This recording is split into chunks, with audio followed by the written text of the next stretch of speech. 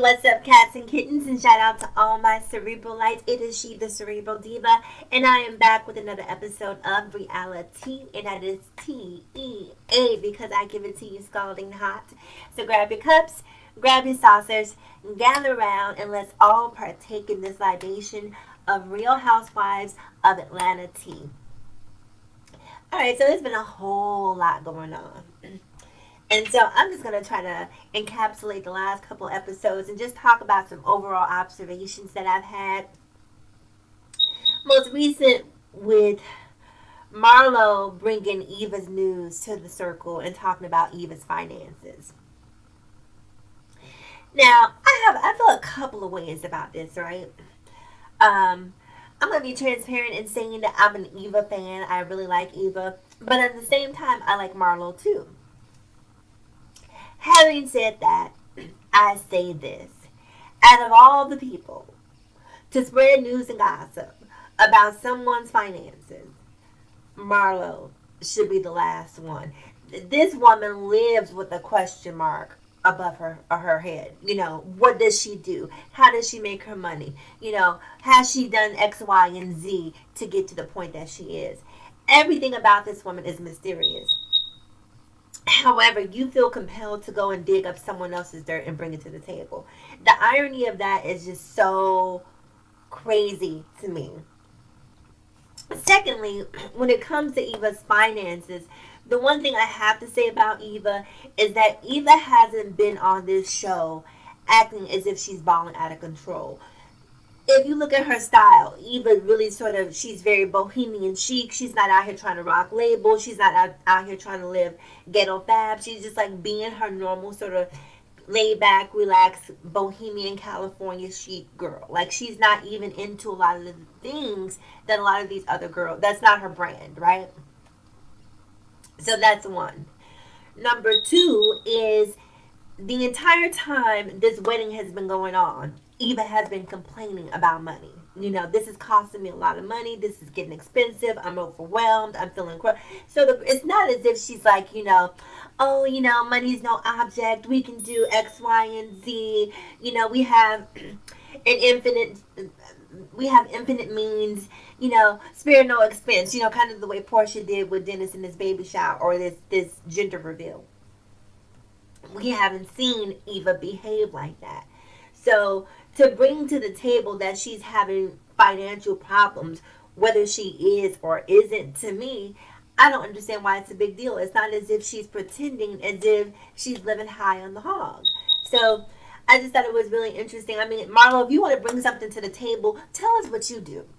Take us through a day in the life of Marlo Hampton. I need to know how Marlo is getting money. That's what I need to know. You know, say what you want to say about Eva and her quote-unquote shady dealings. I have yet to see a mugshot of Eva Marlo. I have yet to see a mugshot. So I just wanted to say that really quick about the whole Eva and Marlo thing. I just think, and then this is what also got me. I used to be a huge NeNe Leakes fan. And I'm at the point now where she just annoys me. She really does. The level of entitlement, you know, the way she bullies people through emotional manipulation. Just be there for me. Just be there for me. Cut it out, NeNe. Cut it out. Like, no shade at all. Like, we know, I get it. Taking care of a person who is ill, i.e. Greg, that's a lot of pressure. And I tip my hat to her for, you know, standing by his side, committing to that. And sometimes people, when they are in a dire health state, they can be surly, they can be curmudgeons, they can be very aggressive and you know, just not nice people given the circumstances. So I get how if you're dealing with that sort of being browbeaten on a daily basis, how that can be overwhelming and push you to the point that you feel resentment or anger or hostility towards the person that you're taking care of because you're not feeling appreciated and valued. I understand that. But you don't then in turn project those same feelings or those same actions off on other people who are around you. And it seems to me that that's what NeNe does. So because she's angry, because she's going through something, for whatever reason, she feels that gives her permission to lash out and to treat people rude.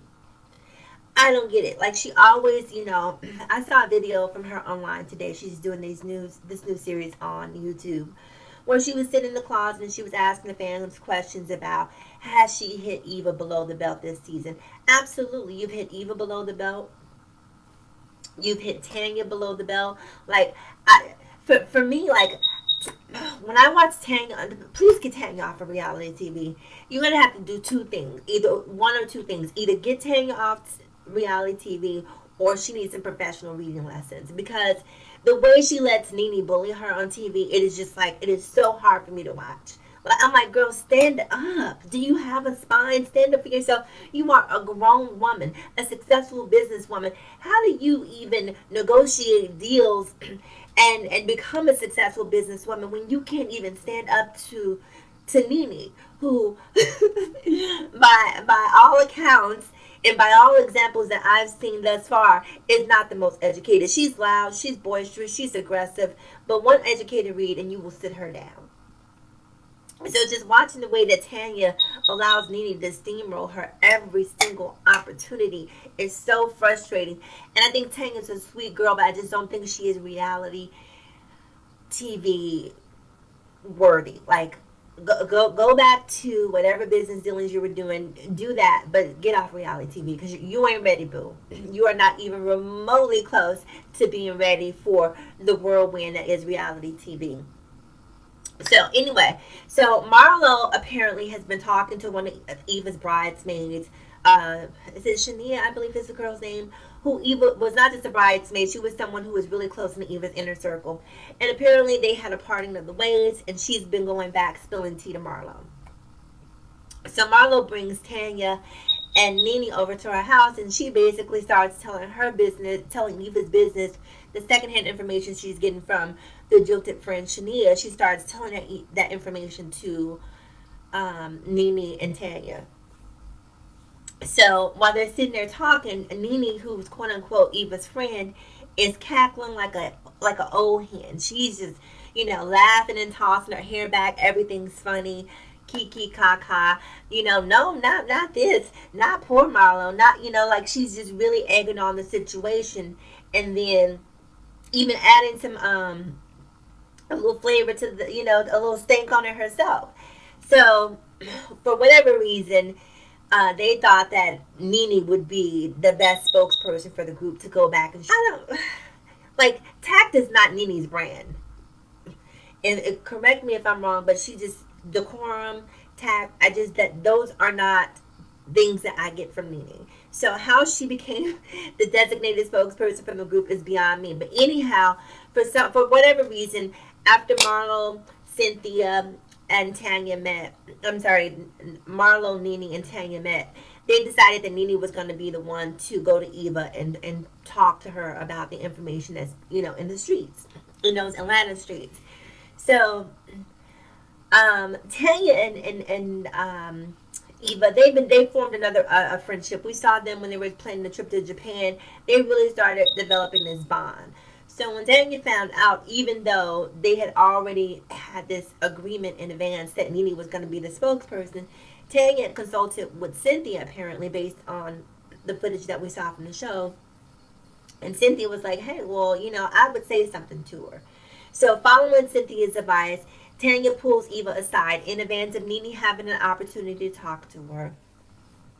And basically foregoes the previous agreement. And she says to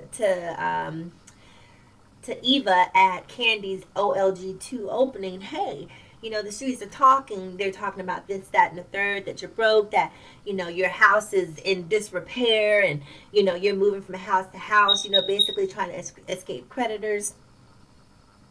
And Eva starts giving some explanation about her ex-boyfriend and about, protective orders and, and having to have multiple homes in order to sort of throw off her scent. So Tanya accepted it, but Eva felt some type of way. You can tell was eating her up from the inside because, I think even maybe having financial troubles. Maybe not to the degree that you and I have financial troubles, but to be on a reality TV show where opulence is what people look for. I think having the pressure of living up to that, maybe she's not at that caliber of finances right now, but I think that that'll change in time here. Nonetheless, when Tanya divulges information to Eva, and she pulled her aside away from the rest of the group, and then they return to the group. NeNe comes in, and basically Eva's like, I'm out of here. This feels like a setup. I'm not about to do this. Unmic me. I'm out of here. And she jumps in her Jeep and she takes off. And apparently her husband Mike was there, and he was in the car. NeNe goes after her and says, girl, this is your story. Control the narrative. Don't just let people say what they want to say about you and leave, and not have the opportunity to really, say your part in it. So Eva, under the advice of NeNe, returns back. NeNe snaps on Tanya. Didn't we say that? Like, didn't I tell you? I thought like, girl, who are you talking to? And Tanya is sitting there while NeNe is basically chastising her like a child and not speaking up for herself. And I'm just like, please pipe up. Like, forgive my language, but stop on this hoe. Let NeNe have it. Like, why are you letting her talk to you this way? So Tanya's sitting there, minding her manners, minding her P's and Q's, being very polite, being very, as Joanne the scammer would say, being very Caucasian in that moment. And this was not the moment for Caucasian. Sometimes, there's a time to be Caucasian and there is a time to not be Caucasian. And when you're dealing with NeNe, you have to put the Caucasian on the shelf. Okay, that's not the time, because Caucasian is not something that she understands, especially if it's a heated argument. So Tanya's being very Caucasian. NeNe's chastising her and talking down to her, and she's sort of very reserved in her response to NeNe. And I'm just like, man, somebody please stand up for this girl, because clearly she can't do it for herself. So anyhow, that's pretty much where the episode left off. Now there were some clips where they show next week's episode, and we see the return of Kenya Moore. Again, I'm a huge Kenya Moore fan, and apparently NeNe is not. So Kenya is returning back to the Real Housewives of Atlanta. I'm not sure if it's going to be just for this episode, or if this is sort of the incubation process of them bringing her back in to next season. But for whatever reason, she shows up at an event that is by Cynthia Bailey, and apparently NeNe is none too happy about seeing Kenya show up. So NeNe is in her feelings and feels like Cynthia sort of ambushed her. And the reason she feels Cynthia ambushed her, and again, this is something I learned from watching her show on YouTube, she feels that Cynthia ambushed her because when she was having her bi-wig event, Eva had she had a disagreement with the girl. What's the girl who said she knew Eva? I can't think of her name. But anyway, if you watch the episode, you know what I'm talking about. The girl who says she knew Eva, even her shared her friend, and Eva doesn't really know the girl. Joanna? I think it's Joanna, or I can't think of her name. Anyway, we're going to call her Joanna for purposes of this video. So Cynthia advised NeNe for the bi-wig event to give Eva a heads up that Joanna was going to be at this event. When Cynthia was telling NeNe this, NeNe said, well, it's my event. Why do I have to tell her? Cynthia said, well, I just think it would be good to give her heads up so she doesn't feel like she's being ambushed. So NeNe says she thought about it, and then after she considered it and took it under advisement, she decided, okay, well, maybe I should let her know. So she let Eva know. So fast forward to next week's episode, where Cynthia is having her event, I believe sponsored by Seagram's. Kenya shows up, and NeNe feels like, well, girl, you gave me the advice. Excuse me. You gave me the advice of giving Eva a heads up. Why didn't you tell me that Kenya was coming here so I wouldn't feel ambushed? And Cynthia kind of did what I was hoping Tanya would do, and basically said, like, look, girl, this is my event. I don't have to tell you anything. You know what I mean? Like, I was finally happy to see, because Cynthia is another AK. And I don't mean sorority AK. By AK, I mean an ass kisser. She's been a NeNe Leakes ass kisser for quite some time. And so seeing her stand up to NeNe, I'm like, finally, Cynthia. Okay, there's your backbone. Whatever however long it's taking you to get there, the point is you have arrived. Speak up for yourself. Stop letting this woman steamroll you and treat you like, her sidekick, like she's Batman and you're Robin. You have a voice. Use it. So the whole episode hasn't unfolded yet. I'm really interested to see what happens. It's been all over social media that, NeNe unfollowed a lot of her Real Housewife castmates. And, in the video that I saw on YouTube, she was talking about an alliance between Eva, Cynthia, and Candy. That, it's clear that they have an alliance. And I don't know, like, NeNe to me is probably one of the most insecure people you could ever meet. It's super insecure. She has to be the queen of the hill. She has to be on top. Anything but being on top makes her feel inferior. Anything but being on top makes her feel threatened. Whether it's financially, whether it's having the best this, the best that, she always wants to be on top. And there's nothing wrong with striving for success. But at the same time, you have to celebrate the accomplishments of other people. You have to understand that no one is ever always going to be on top. NeNe has had a very, very, very successful career in reality television. She has parlayed that into some amazing things, and for that, I give her the utmost credit. But at some point, you have to loosen the grip. It's okay to let go a little bit and get and be comfortable with someone else getting some shine. Be the grand dame. You've done all the fighting, all the arguing at this point. You don't have to do that anymore. At this point, you can be Caucasian, be the Caucasian woman of the group. Oh, you guys don't do that. You guys, when I first started, I used to do that too. But you have to evolve. She needs to take up a more so matriarchal stand instead of just always rolling around in the mud. It's just I don't know. I don't know. And you would think that, given the circumstances with Greg being sick, like she wouldn't have time for it. But even in the midst of that, she's still concerned with her own self advancement. I don't know, and again, this is just what I see on TV. I don't know NeNe personally. Maybe what the editing is just not giving me the best impression of her. But I don't know. I just don't like what I see. I really don't. Having said that, you guys, I know that I am in and out with these reviews. A lot going on in my professional life that does not give me the time to come here as much as I'd like to. But I will be back in the next couple of weeks to talk about the last episode, the season finale, as well as the reunion. As always, in closing, people remember to live better, love harder, and think smarter. It is me, the Cerebral Diva. Oh yeah, and remember to like, comment, and subscribe and share if you care.